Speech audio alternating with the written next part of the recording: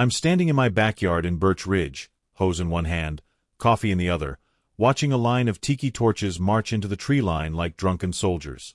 On the hill above, Patrice Delaney, our HOA president and reigning queen of sightlines, raises a citronella torch high above her head and shouts with triumphant authority, "Commence the view restoration."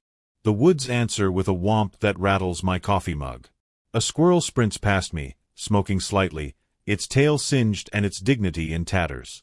2 minutes later, Trish is sprinting too, because her pergola catches first. The carefully stained cedar beams that she bragged about at last month's meeting are now producing flames that reach for the sky like they're auditioning for a heavy metal album cover. I'm Marcus Hale, a quiet software guy with a cedar deck, a rescued beagle named Biscuit, and a pathological love for Saturday naps. I moved to Birch Ridge for the trees, old oaks that exhale shade like an apology for the sun. The kind of trees that make you forget you live in a subdivision and not some peaceful forest sanctuary. Trish introduced herself on day one by measuring my hedge with a tape measure and announcing in her most official tone that vertical greenery is a community hazard to vistas. She actually said vistas. Like we're living in the Italian countryside and not suburban anywhere. She files violations the way some people collect mug magnets. Non-harmonious wind pattern, because apparently my wind chimes offended her sense of acoustic order. Excessive leaf attitude, which I'm still trying to understand. Fence color moody, because I stained it walnut instead of her preferred honey oak. I wave politely when I see her, pay the violations that cost less than my sanity, and appeal the ones that cross into insane territory. My hobby is minding my business. Trish's hobby is minding everyone else's, with a clipboard, a highlighter, and the kind of determination usually reserved for people tracking down war criminals. The Improve Views initiative rolled out in pastel flyers featuring clip art eagles soaring over treeless hills. The eagles looked thrilled about their barren landscape. Trish held a mandatory meeting in the clubhouse where she unveiled a PowerPoint presentation with 17 slides. She declared with dramatic flair, pausing for effect between each word, that our neighborhood suffers from canopy bloat and that selective clearing would reconnect us with sunsets. She used a laser pointer to circle photos of trees that had apparently wronged her. This oak blocks the western exposure. This maple creates shadow inequality. This walnut is aesthetically aggressive. She posted a sign-up sheet for volunteer brush management on the community bulletin board. No one signed. Not a single name. The sheet hung there for 3 days like a rejected prom invitation. The next week, she fined 6 households, mine included, for visual obstruction by native habitat. I got the notice in my mailbox, printed on official HOA letterhead. $50 because a tree that was here before the subdivision existed was blocking her view of a sunset she could see perfectly fine from her kitchen window. Then came the rumors, whispered at the mailboxes and the dog park. She'd hired landscape consultants, which turned out to be 3 high schoolers with weed whackers and a complete disregard for safety protocols. She bought bulk accelerant from a farm supply store, claiming it was for mosquitoes, even though mosquito season was 4 months away. She convinced the treasurer, a timid man named Gerald who blinks when you say his name too loudly, that the budget allowed for controlled ambience fires. Gerald approved it because Trish has a way of making you feel like disagreeing with her is a personal character flaw. I caught her trespassing behind my fence one afternoon, tying pink ribbons to perfectly innocent saplings like they'd personally offended her line of sight. When I opened the back gate and asked what she was doing, she smiled sweetly, the kind of smile that doesn't reach the eyes, and said she was marking trees for aesthetic correction. I told her those trees were on my property. She told me that property lines are a social construct when community beautification is at stake. I told her to leave. She left, but not before taking a photo of my deck furniture with her phone and muttering something about non-compliant cushion colors. At dawn on a windy Sunday, the kind of morning where the weather app has 3 red exclamation points next to the fire danger warning, Trish assembled her militia. The 3 teenagers, who looked like they'd rather be anywhere else. The safety chair, a man named Douglas who wore a bike helmet to check his mail and carried a first aid kit to block parties. And a neighbor named Rick who thought a leaf blower counts as a fire break and had apparently volunteered because Trish promised him a discount on his next violation fine. They lit a test patch near the base of the hill. Small controlled burn, Trish announced to anyone watching. The test patch became a demonstration as the flames found dry brush. The demonstration became a brisk stroll for the fire as it moved uphill into Trish's Tuscan-inspired landscaping with its decorative mulch sea and drought-stressed ornamental grasses. When the pergola ignited, going up like a match dipped in gasoline, she dialed 911 and declared in a panicked shriek that cracked on the last word, "Arson by homeowner in Lot 18B, male with a hose, aggressive watering, possible eco-terrorist." That's me. I'm standing there in flip-flops watering a maple tree like it's a saint deserving of baptism. Biscuit is beside me, tail wagging, completely unbothered by the chaos unfolding 50 yards away. The first fire engine rolled up, lights flashing, sirens cutting through the morning quiet. A second truck followed. Then a third. I pointed to the tiki torches, still burning in a sad little row near the tree line. I pointed to the gas can labeled Citronella, wink, with a hand-drawn smiley face.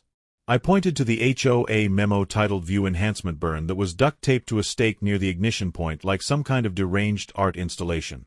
The captain, a woman with the tired eyes of someone who has seen too many preventable disasters, read the memo. She blinked twice, slowly, like her brain was processing something it didn't want to believe. She radioed the county fire marshal. 10 minutes later, the marshal, a man who looked like he aged 5 years while driving to our neighborhood, radioed state forestry. Trish's ambience had become a multi-agency noun, the kind of situation that requires acronyms and incident reports in triplicate. The marshal asked for permits in a stern, no-nonsense voice that suggested he already knew the answer. Trish produced a laminated authorization to improve aesthetics, signed by Trish, dated by Trish, and notarized by a stamp that looked suspiciously like it came from an office supply store. The marshal held it up to the light, squinted at it, and said a string of slow words that sounded like a legal crossword puzzle being solved in real time. Unlawful open burning.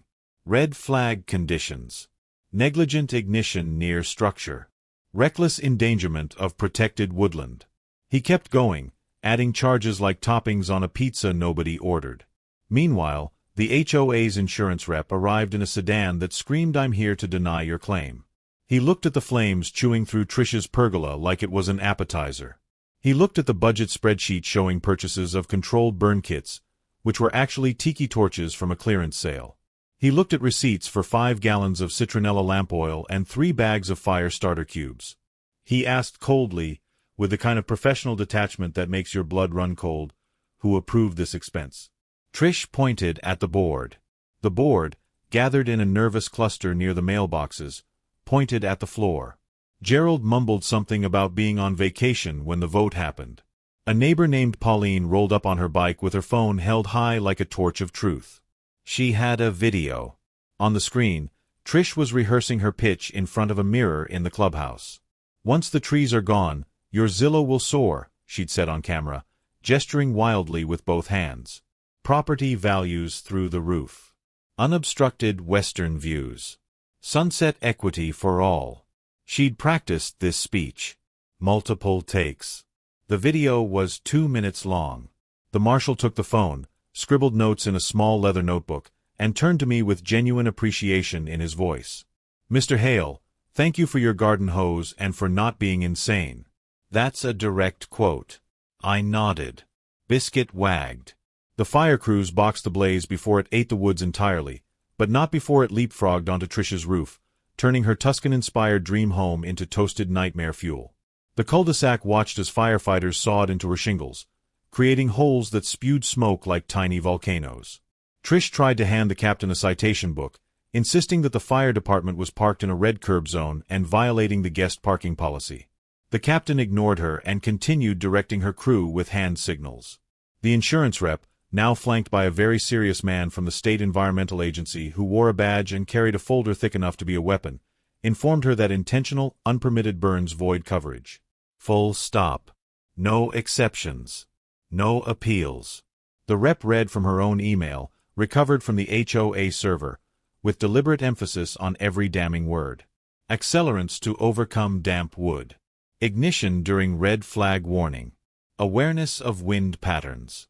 She documented her own negligence in writing, with timestamps and red receipts. The environmental guy added fines for destroying habitat during nesting season. Migratory birds. Protected species. Endangered salamanders in the creek bed downhill. Every sentence he spoke added another line item to the bill. The marshal served her a summons right there on the driveway, clipboard, carbon copy, and all. Embers floated like disappointed confetti. Someone in the crowd started a slow clap. It became a normal clap. Then it became applause. The board voted on the spot, by a show of hands in front of God and everybody, to suspend Trish pending investigation. Gerald voted first, his hand shooting up like he'd been waiting his whole life for this moment. The safety chair, Douglas, nodded so hard his bike helmet shifted over his eyes. He didn't adjust it, just kept nodding. The state environmental agency hit her with $25,000 in fines for habitat destruction. The fire marshal added another $15,000 for unlawful burning under red flag conditions, plus $10,000 for failure to obtain proper permits, plus $5,000 for reckless endangerment. The numbers kept stacking. The insurance company denied her claim entirely, leaving her with a blue tarped roof and a six-figure repair bill that her contractor estimated at $140,000, not including the pergola, the landscaping, or the melted outdoor furniture. The county removed her from any HOA leadership position permanently, with a notation in the public record that would follow her to any future neighborhood she tried to infiltrate. The Homeowners Association, in an emergency vote held in the parking lot while the smoke still hung in the air, stripped her of her title, her clipboard, and her laminating privileges. She stood there on her scorched driveway, surrounded by officials holding paperwork, her face the color of ash, as the enforcement officer handed her the final set of citations. She tried to speak, opened her mouth, but nothing came out except a strangled sound somewhere between a gasp and a whimper, like air escaping from a balloon that's been punctured. Her hands shook as she gripped the citations, the papers rattling like leaves in the wind she'd ignored when she lit the match. The laser pointer she'd used in her presentation fell from her pocket and rolled into a puddle of foam from the fire hoses. For the first time since I'd met her, Trish Delaney had absolutely nothing to say. No citations. No corrections. No community standards to enforce. Just silence, smoke, and the sound of her own consequences coming due.